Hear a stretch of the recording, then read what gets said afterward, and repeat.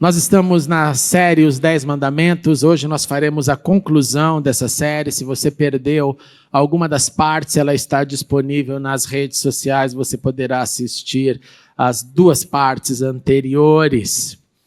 Relembrando, então, eu trouxe aqui a fotinho só para você lembrar do que nós estamos estudando. Nós começamos então lá com não terás outros deuses diante de mim, não farás para ti imagem de escultura, não te prostrarás diante delas, nem darás culto, não tomarás o nome do Senhor teu Deus em vão. Lembra-te do dia do sábado, o conceito do tempo que estudamos a semana passada. E quando nós olhamos para essas chamadas tábuas da lei, dá para perceber um padrão. E esse padrão é um padrão que distingue mandamentos relacionados diretamente a Deus e mandamentos relacionados ao próximo. E nessa segunda dá para ver mais ou menos. Para Deus, nós temos sobre o não ter nenhum outro Deus, não ter nenhum ato de idolatria, não tomar o Senhor Deus, o seu nome em vão, e lembrar do tempo para santificá-lo. Lembra que eu disse que o tempo é o primeiro item a ser feito santo, santificado, consagrado. Então esses 4 mandamentos têm a ver diretamente com a nossa relação com Deus. Os outros que eu coloquei ali do outro lado, ele está relacionado diretamente com o próximo. Por isso que eu chamei essa mensagem hoje sobre o próximo. Sobre o próximo que pode ser afetado por qualquer um deles, se eu não obedecê-los. O próximo que pode ser o próximo bem perto de mim, o próximo que pode ser não tão perto, mas que também pode ser afetado. E nessa manhã, então, nós nos concentraremos nesses mandamentos relacionados ao próximo. E o primeiro, que é, na verdade, o 5º mandamento, é o honre seu pai e sua mãe, a fim de que você tenha vida longa na terra que o Senhor, o seu Deus, lhe dá. Dos 10 mandamentos, esse é o único mandamento que vem seguido de uma promessa. Esse mandamento nos fala sobre o nosso primeiro relacionamento com o próximo, ou os próximos, pensando em pai e mãe, que representam as pessoas mais importantes na nossa vida, independente do que fizeram.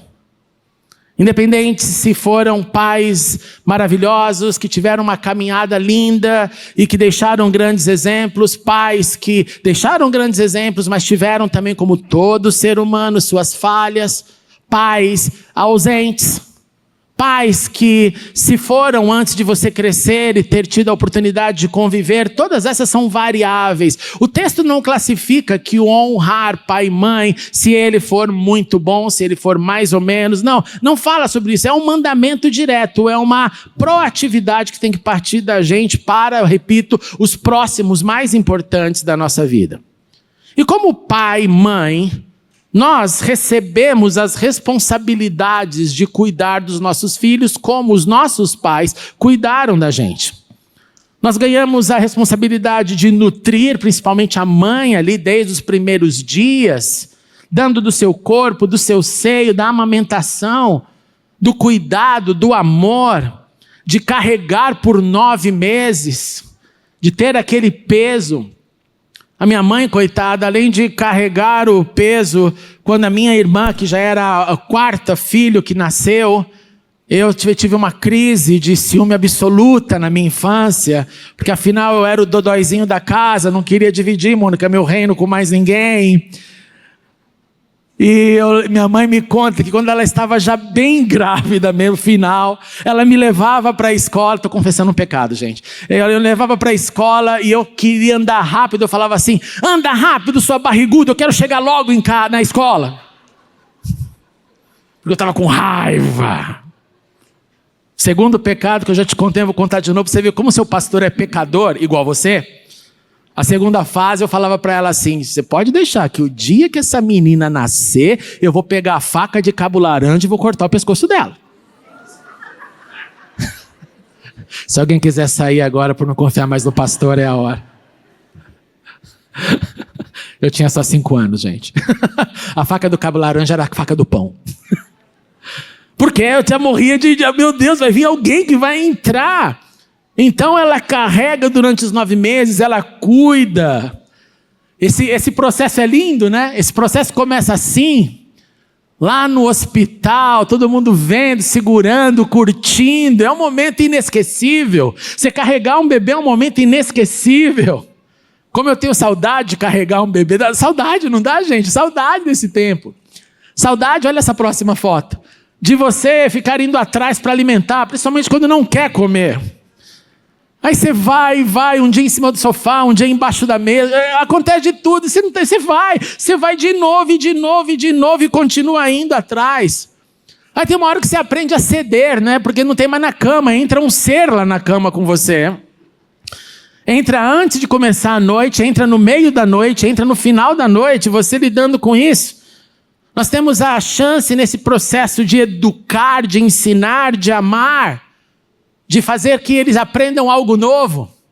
Essa foto aqui na carência dessa semana, eu lembrei de quando eu corria lá na Inglaterra, inclusive você que vai correr a São Silvestre comigo, se prepare e não fuja. E aí, a Camila me esperava na linha de chegada, nos 100, 200 metros finais para atravessar a linha de chegada comigo. E era chocante, porque quando eu batia os olhos nela, eu já estava acabada, eram 15, 21 quilômetros, e eu olhava aquilo, dava uma força, uma fúria, que abatia o espírito jamaicano, etíope. E eu ia e pegava ela e terminava para no final ter alegria, né? Olha a próxima foto, não está funcionando aqui o meu controle. A alegria da foto, olha como a gente era novinho, gente. Meu Deus do céu, o tempo está passando, dá até desespero. Honrar então, obrigado pelas fotos, honrar esses que de nós cuidaram tem a ver com cuidar do legado que recebemos. Quando você parte então para uma avaliação mais profunda do contexto bíblico, honrar, a palavra aqui é kavod no hebraico. E ela significa que eu estou atribuindo um valor, eu estou reconhecendo a dignidade de alguém ou algo que é muito mais esse kavod, esse respeito, esse honra, é muito mais que simplesmente um respeito, preste atenção, momentâneo, não.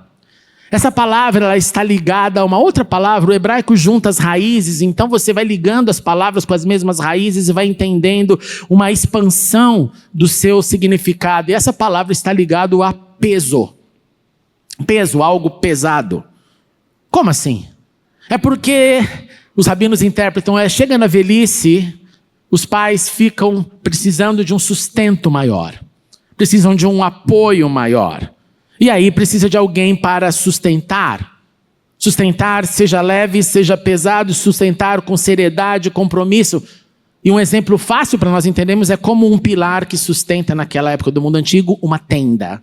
Se tira aquele pilar, o que acontece? A tenda desaba. Tudo isso está nesse contexto de como honrar. Honrar é também entender as limitações que eles e que nós possuímos. Eles possuíam como os nossos pais, nós possuímos no momento que nos tornamos pais. Honrar não tem a ver com cerimônia de honra ao mérito. Não é dar um certificado, não, é uma maneira de viver que quando os nossos pais olhem para nós, eles se alegrem. O contrário disso é a desonra, quando os nossos pais olham para nós e se entristecem. Claro que aqui eu estou me referindo a tristezas verdadeiras, não porque você não fez a profissão que ele queria, que aí não tem nada a ver, aí já é quase uma manipulação do que um ser deve ser. Não é isso. Honrar tem a ver então com esse olhar cuidadoso, que faz eu primeiramente lembrar o que fizeram comigo e que foi bom e eu mantenho. A lembrança do que não foi bom e que eu não devo repetir. Encorajamento para aprendermos a expandir esse potencial de pai e mãe para cuidarmos dos nossos filhos e, oxalá, sermos também honrados por eles. E como essa promessa tem um mandamento, o mandamento é esse aí. Olha a foto. A fim de que tenha vida longa na terra. Gente, isso é sério, não é? Ele condiciona uma vida longa, dias, meses e anos, com a honra aos pais. É como se aumentassem a quilometragem. Naquele momento onde o treinamento de relação com o próximo é mais intenso. Porque o relacionamento mais intenso que nós temos, de uma maneira cronológica, é o relacionamento com aqueles que cuidaram de nós. É o que mais marca, é o que mais abençoa e pode ser também o que mais traumatiza, dependendo de cada contexto. Então, honrar pai e mãe é algo que eu olho para o passado, porque lembro, olho para o presente, porque sou, e olho para o futuro, porque espero que os meus filhos, que os nossos filhos possam nos honrar e continuar essa linha de transmissão desse mandamento. O sexto mandamento é o famoso não assassine. Também traduzido mais popularmente como não matarás. Mas o não assassinarás parece fazer mais justiça ao contexto bíblico. Por quê? Porque matar pode ser um ato de sobrevivência ou autodefesa. O rabino Jonathan Sacks fez uma frase linda para elaborar isso, que em algumas situações da vida você precisa escolher o menor dos males. E na escolha do menor dos males, ou entre o ruim e o pior, é melhor ficar com o ruim do que o pior. Exemplos. Se você tem uma autodefesa, se você tem que proteger alguém, como aconteceu na história, proteger um país, imagine se a geração da Segunda Grande Guerra Mundial não tivesse combatido os nazistas. Gente, como estaria o nosso planeta? Como estaria o nosso planeta? Você percebe? Então é a escolha entre dois males, porque a morte é sempre ruim, a morte é sempre péssimo. Mas entre os dois males a conta é feita dessa forma. Quando eu trabalhei com capelania dentro das Forças Armadas, em outros países, esse é o primeiro drama que todo capelão tem que ser treinado. Para que haja uma justificativa na mente de que se você estiver lá no fronte com alguém, essa pessoa lidou com essas circunstâncias de vida e de morte. Eu um dia atendi um ex-combatente que já voltado do Afeganistão, e ele estava num processo de 6 meses antes de voltar para casa. Por que 6 meses antes de voltar para casa? Porque ele viu tanta morte. Eu não perguntei quantos engajamentos de vida e morte ele teve, mas ele estava naquele cenário depois do 11 de setembro, quando os Estados Unidos ali foi para o Afeganistão, e você se lembra desse momento? E nos olhos dele, eu vi assim algo paralisado que nunca mais saiu da minha mente, a face e os olhos daquele jovem oficial do exército britânico. Porque viveu com esse drama da morte, da vida, de ter amigos que morreram, de ver gente morta, isso marca a vida. Mas entre esses dois males, às vezes é preciso escolher. Então, para a gente entender essa diferença de matar e assassinar, imagine da seguinte forma. Você pode classificar, por exemplo, o extermínio dos 6 milhões de judeus nos campos de concentração como assassinato. Só crianças foram 1,5 milhão de crianças. 1,5 milhão de crianças. É muita gente. E 4,5 milhões de adultos. Então isso é um assassinato. Mas no mesmo contexto de Segunda Guerra, a mortandade, a morte que acontecia lá entre os aliados e o eixo nazista, eram mortes e não assassinados. Essa é a diferença. É por isso que você também vai ler na Bíblia, às vezes entra em choque quando você vê Josué promovendo a conquista da terra com a ordem de Deus. Entra e mata, não entra e assassina. E aí você tem que entender então que essa é a diferença. Porque o não matarás e o não assassinarás tem a ver com a violação, sim, do direito humano. O mandamento, então, proíbe o assassinato intencional, malicioso, porque a dignidade da vida humana é sagrada, que foi feita à imagem e semelhança de Deus. É por isso também que você vê penas capitais na Bíblia, na ruptura de alguns mandamentos naquele momento. Quando Jesus... perguntaram para ele sobre esse mandamento, vamos ver até onde vai agora esse rabino da Galileia, o que ele vai falar em Mateus 5:21, Jesus expandiu esse mandamento. Ele disse o seguinte: vocês ouviram o que foi dito aos seus antepassados, não assassine, e quem assassinar estará sujeito a julgamento. Agora vem Jesus. Aperte o cinto, porque olha o que ele disse. Mas eu digo a vocês que qualquer um que se irar contra o seu irmão estará sujeito a julgamento. Mas, do mesmo modo, qualquer que disser seu irmão é tolo, é um tolo, será levado ao tribunal. Agora vem a melhor parte. Qualquer que disser ao seu irmão insensato, pois eu me acho mais sensato que você, então eu julgo a sua insensatez, corre o risco de ser lançado no fogo do inferno. Jesus pega aquilo que era, é fácil de entender, eu não vou assassinar ninguém, é fácil, eu não tenho essa vocação. Mas eu preciso perceber que as minhas palavras e gestos também podem assassinar alguém. Pois é a antítese do amor que deve ser o nosso chamado elo da perfeição. Então Jesus coloca que numa relação humana, e todos nós sabemos disso.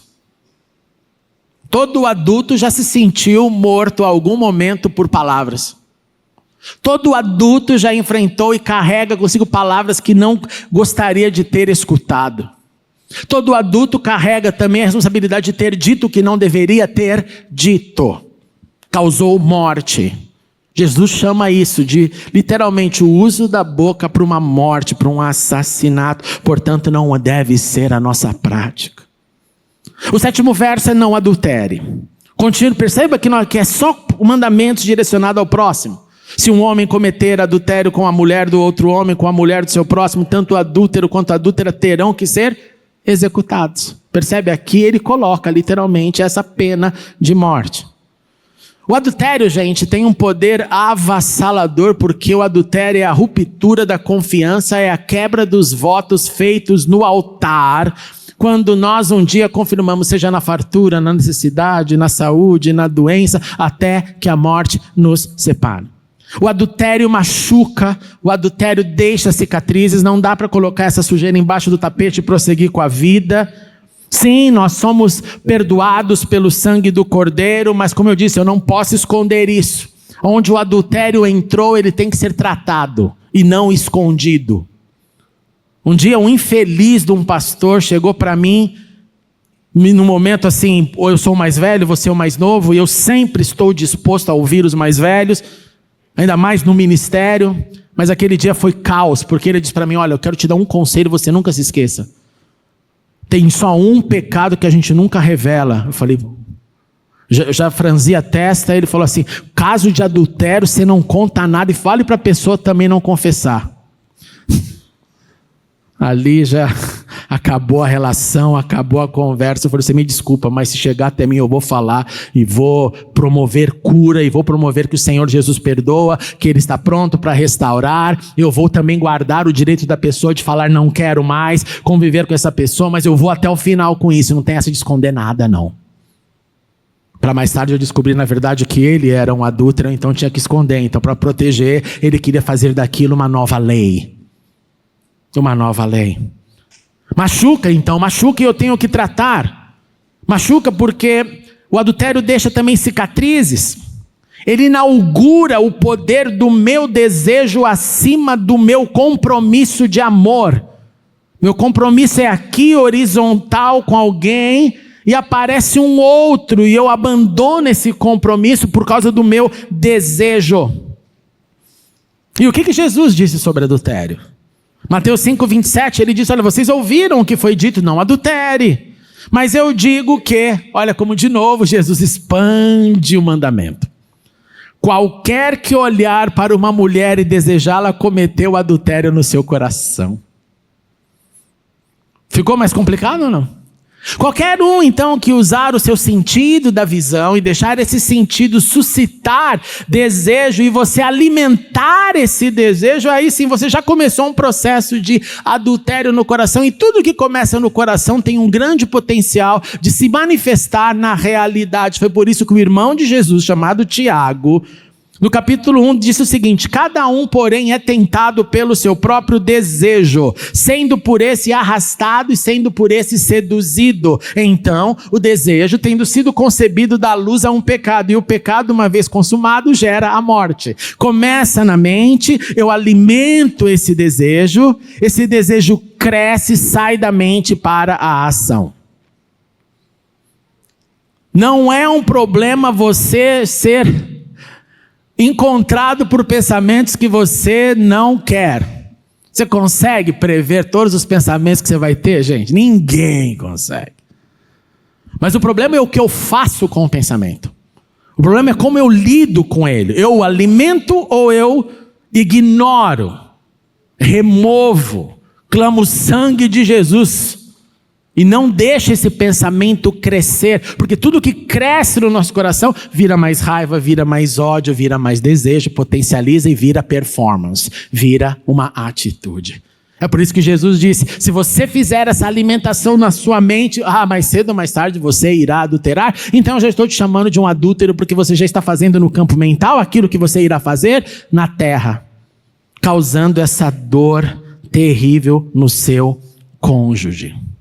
Idolatria, para você ter uma ideia, ela também corresponde a um tipo de idolatria. O adultério corresponde a um tipo de idolatria. E por quê? Porque a gente fala que idolatria é um adultério espiritual. Assim como o adultério tem uma semelhança disso, porque você está desonrando aquela ou aquele que deveriam ser o único na sua vida. Assim como honrar a Deus e ter somente Deus é deixar Ele num plano, num lugar exclusivo, Ele não divide o seu altar. No casamento também não há divisão de outros espaços para outras pessoas. Por isso que dá para comparar então o adultério com a idolatria. O 8º mandamento diz: não furte ou não furtarás. Lembra da diferença entre furto e de roubo? Furto é aquele que alguém possui aquilo que é seu sem você perceber, e roubo é aquilo que você é afetado, arma na cabeça. Eu fui roubado algumas vezes na minha vida, porque cresci num ambiente bastante hostil, e tenho ainda na minha memória o gelado do cano do revólver que colocaram na minha testa, eu voltando da igreja, acompanhando um irmão meu que ia tomar o ônibus. Eu nunca me esqueci daquele cano e aquela voz: se não der dinheiro eu vou matar. E eu com a minha Bíblia embaixo do braço orei e falei: Senhor, a minha vida está em tuas mãos. A cena horrível para um adolescente passar. Os bandidos foram embora, levaram meu tênis, levaram minha jaqueta, e a parte cômica é que eu cheguei em casa, minha irmãzinha olha para mim: você foi descalço para a igreja? Foi bom para relaxar, porque eu tremia. Medo. Nunca tinha vivido aqui naquele nível. Já tinha vivido outros níveis, faca na barriga. Quando você vive num lugar violento, você acumula assim um cardápio bem difícil de vida. Então, não furte nos ensina sobre o respeito das posses do próximo. O que não é meu, não deve ser possuído, não deve ser furtado. E aí eu faço uma pergunta para você. Lembra do santo ditado? Achado não é roubado. O que eu já aconselhei gente que achou que achado não é roubado, mas sabia quem era o dono, pastor Verde. Viu a pessoa sair, mas já não estava mais. Achado não é roubado, agora é meu. Que maldição. Achado sim, pode ser roubado. Você viu a pessoa, você sabe quem é, você sabe o que aconteceu. Eu morei numa comunidade agrícola e nessa comunidade tinha um mercadinho e que você podia entrar nesse mercadinho, comprar as coisas sem ninguém ver.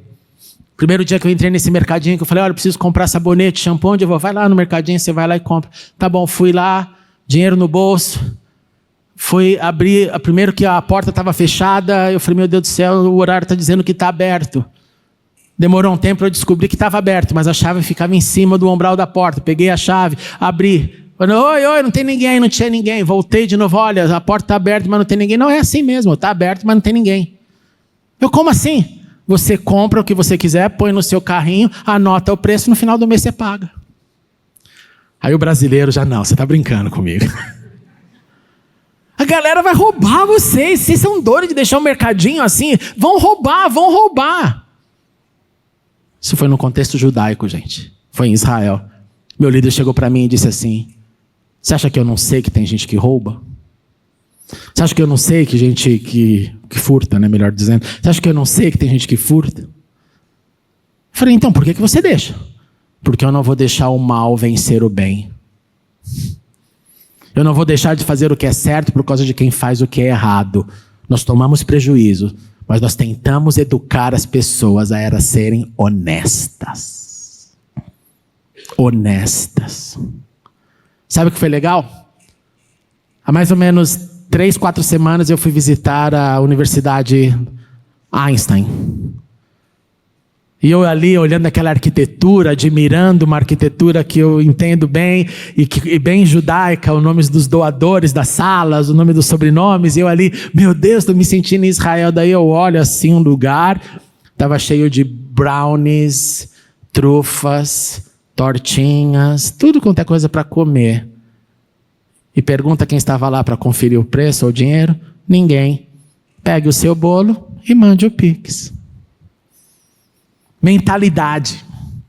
Mentalidade que é diferente desse maldito jeitinho brasileiro que inclui o furto como algo normal. Porque não, todo mundo faz. Não é nem assim que a gente faz. É assim que nós temos os caixa 2. Não rouba da pessoa a mão armada, mas rouba de alguém. Seja do governo, seja dos impostos. De alguém acontece. Alguma manipulação acontece. O texto tem que ser expandido para o nosso contexto. Mandamento número 9, não dê falso testemunho contra o seu próximo. Meu Deus do céu, como esse machuca profundamente. Quando alguém dá um falso testemunho, uma calúnia, uma difamação, uma mentira que na cabeça de alguém se transformou em verdade. Feita em verdade como? Olha, aconteceu alguma cena, aconteceu alguma acusação, você vai e explica para a pessoa mesmo ouvindo a explicação, fala, não quero continuar caluniando. Isso mata, isso machuca, isso destrói, isso tira o ânimo de um ser humano. Isso afeta as emoções, isso condena o inocente, um falso testemunho condena o inocente. O que dá falso testemunho, na verdade, ele revela a sua culpa. Porque na sua culpa existe um desejo de poder, um desejo de domínio. É um mecanismo de defesa para esconder o que sente. Então eu calunio, eu falo aquilo do outro. Porque na verdade sou eu. É a música lá do Tremendão, do Roberto Carlos. Esse cara sou eu. Mas aí eu tenho que projetar em alguém. E eu projeto em alguém através da calúnia. Eu projeto em alguém falando. É impressionante isso. Falso testemunho é pandêmico. Falso testemunho é veneno. Falso testemunho contamina, destrói. Por isso que quando nós não estamos envolvidos em qualquer causa, não queira se envolver. Ah, mas eu quero ouvir para orar. Que orar o quê? É um fofoqueiro danado você. É horrível isso, gente. Isso não pode acontecer no meio dos filhos de Deus. Isso não pode acontecer. Isso mata, isso destrói. Por último, 10º mandamento: não cobice a casa do seu próximo, não cobice a mulher do seu próximo. E a lista é nem o servo, nem a serva, nem o boi, nem o seu jumento.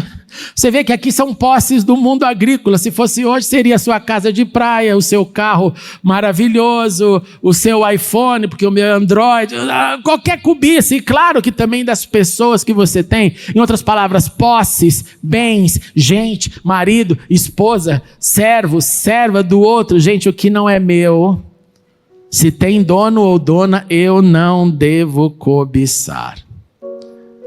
Tem uma cobiça agora muito forte, principalmente nas gerações mais novas e também pegando uns mais velhos, que é a cobiça da riqueza do outro, que se torna uma ambição doentia. É como eu faço para ter a riqueza e a influência daquele influenciador.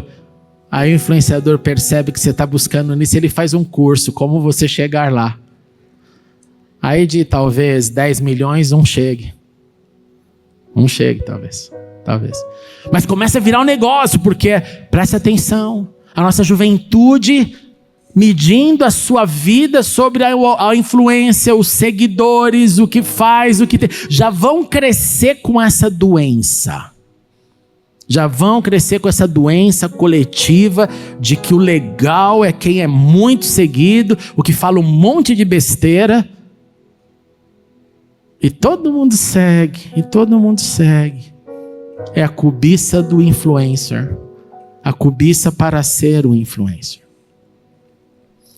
Obedecer, então, os 10 mandamentos, gente, é um fundamento, é um caminho primário para nós vivermos em paz com Deus, para nós vivermos em paz com o próximo.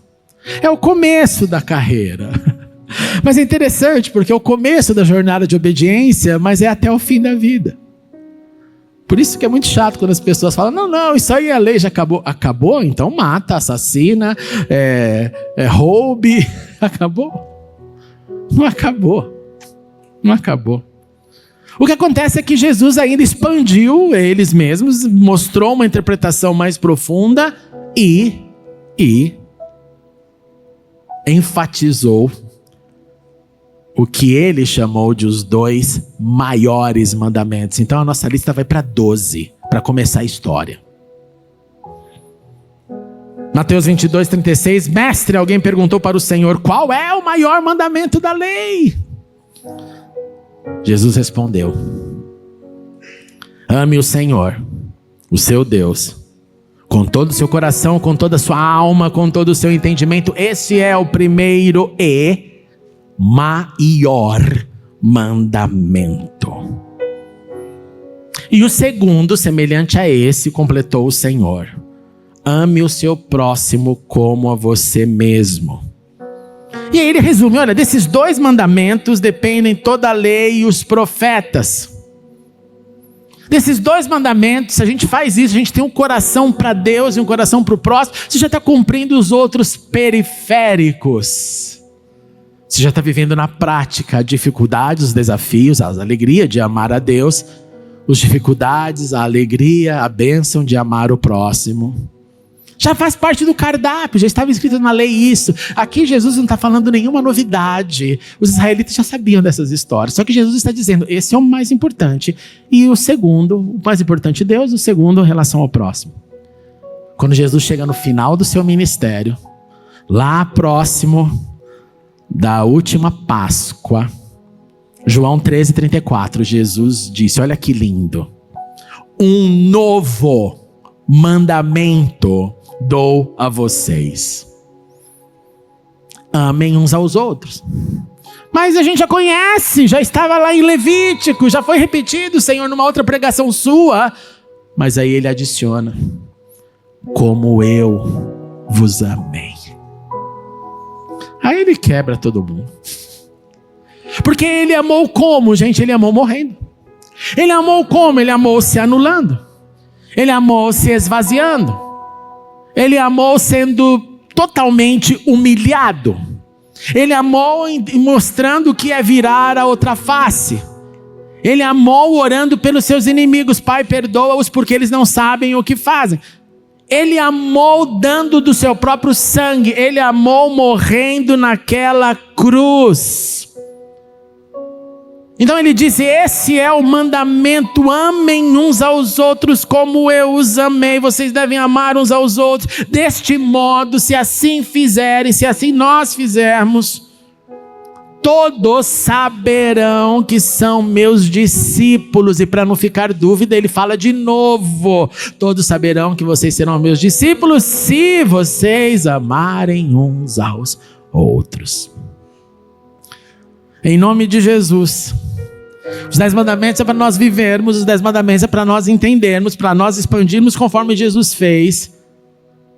E adicione esses 2 dizendo, Senhor, me ajude a na minha vida demonstrar esse amor, a aprender a amar mais o Senhor de maneira consistente, para que esse amor cresça com o tempo que eu gasto contigo, com o tempo que eu estou no seu divã, com o tempo que eu me debruço em oração, com o tempo que eu ouço a tua voz, com o tempo que eu sirvo o teu reino. Senhor, me ajude a amar o meu próximo, Senhor, mesmo quando eu me sentir humilhado, quando eu me sentir caluniado, quando eu me sentir, Senhor, morto, assassinado pelas palavras. Ajuda-me, Senhor, ajuda-me, Senhor, ajuda-me, Senhor, para que assim as pessoas ao olharem para mim, para você, falem assim: esses são pessoas diferentes, não vencidas pelo mal, mas que vencem o mal com o bem. E quando vê que isso é difícil, lembre de tudo que já viveu e fale: Senhor, tu és o Deus da graça, do favor imerecido. Vem com a tua graça, porque ela me basta, ela nos basta.